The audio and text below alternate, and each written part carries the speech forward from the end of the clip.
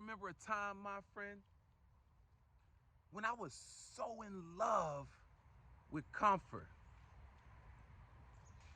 I was so in love with being comfortable to the point that I thought that's all life was about.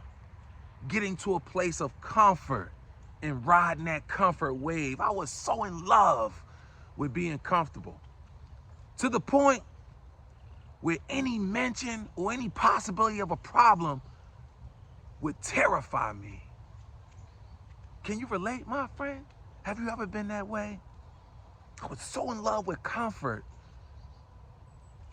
that any problem that was possibly on the horizon would terrify me because I realized that that would interrupt my comfort, right? And then as I started to mature, I started realizing, like, I never ran away from problems. I just didn't like them. They terrified me. But I realized after I conquered a problem, I felt super duper strong. I felt like it was a paradigm shift, like I elevated another level.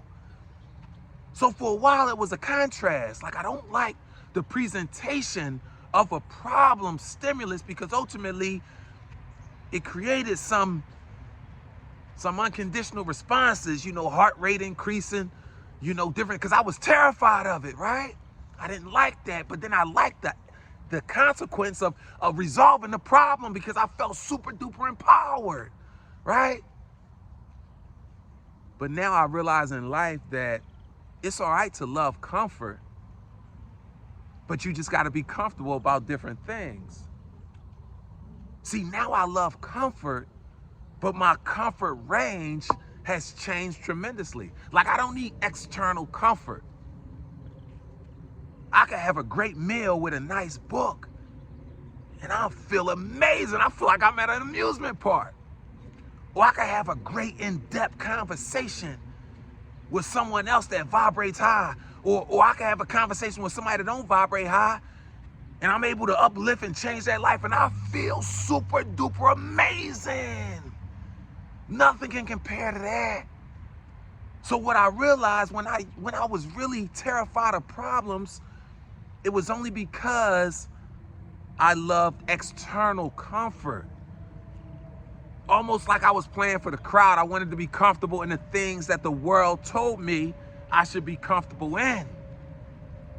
But now I've identified things about myself because this is me versus me, just like it's you versus you. Now I've identified things in my life that make me feel comfortable from the inside. It doesn't involve anyone else or anything on the outside, right? So now I view problems totally different. They don't terrify me anymore. In fact, I welcome them because I understand that problems and challenges are the only way we can grow. So when I get a challenge, I just had a challenge 2 days ago, significant challenge, I welcome it. I get excited. I say, okay, God, let's do it.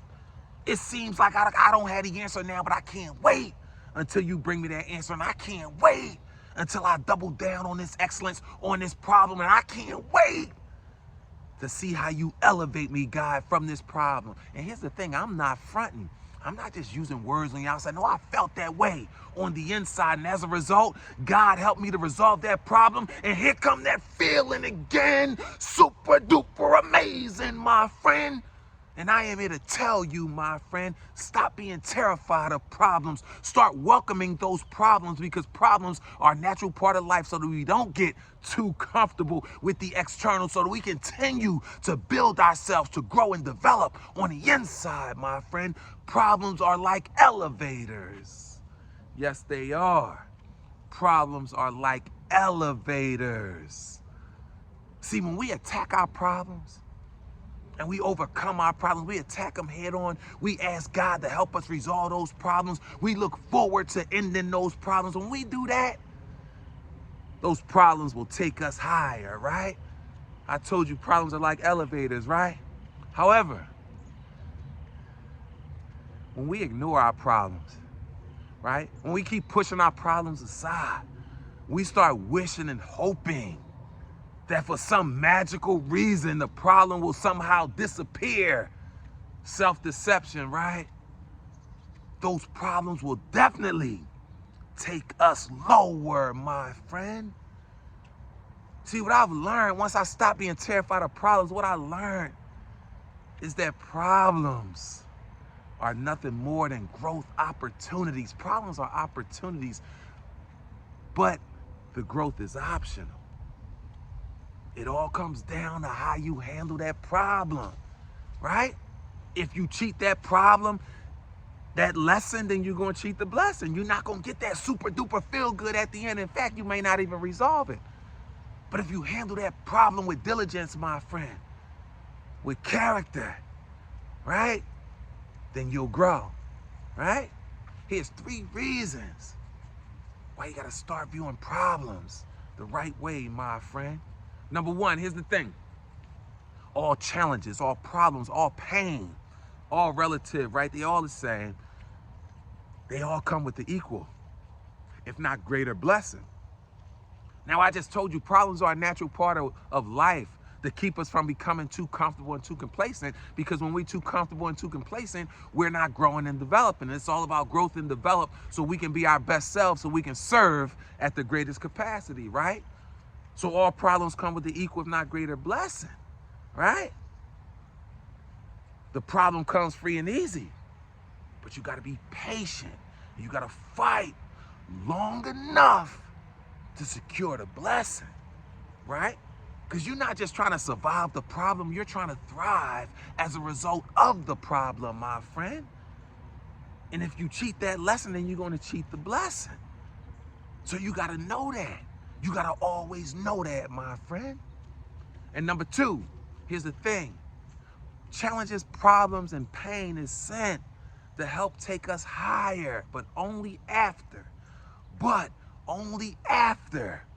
you're rooted and grounded in that good old optimistic soil. You gotta believe, my friend. You can't be scared and terrified like I used to be, going through the problem and then expect to thrive at the end of the problem, because that fear and that reprehension, that scaredness, that takes away from the blessing manifesting, my friend. You gotta believe, you gotta be rooted and grounded in that optimism and that optimistic soil, my friend. It gotta surround you, my friend. You can't let your pipes bust as a result of the problem, my friend.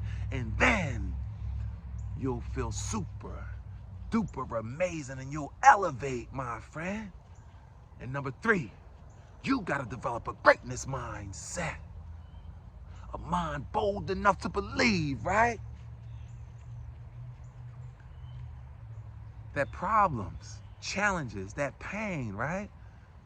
Most people use that excuse like, oh my God, it was that problem that caused me to act that way. No, problems don't cause you to act out of character. No.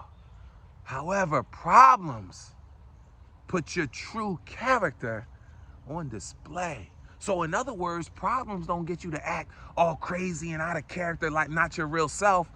Problems actually remove all of the other blockages, all the other fronting vehicles that you used to hide behind, and it allows you to let who you really are out. So problems remove the inhibitions that used to protect you from letting out that nastiness that's on the inside of you, my friend. So problems remove all that, and it puts your true character on display, my friend. Today is the day, my friend. Today is the day that you say, forget all those problems, forget all that. Whatever comes my way, God never gives me more than I can handle. See, because that fear, that doubt, that unbelief, yeah, you still getting through the problems, but you're just surviving. You got to believe on the inside. You got to believe in the unseen. The definition of faith is the substance of things hoped for and the evidence of things not seen, my friend. Believe when that problem comes your way, when that growth opportunity comes your way, you got to believe that life is happening for me and not to you, regardless of what it may look like or feel like. So in light of that big problem being right in front of you that you don't know the answer for, it's still working in my favor. Life is still going to bless me as a result of this. And if you can really believe that from the inside out, my friend, there's no stopping you. You know why? Because you were born to be great.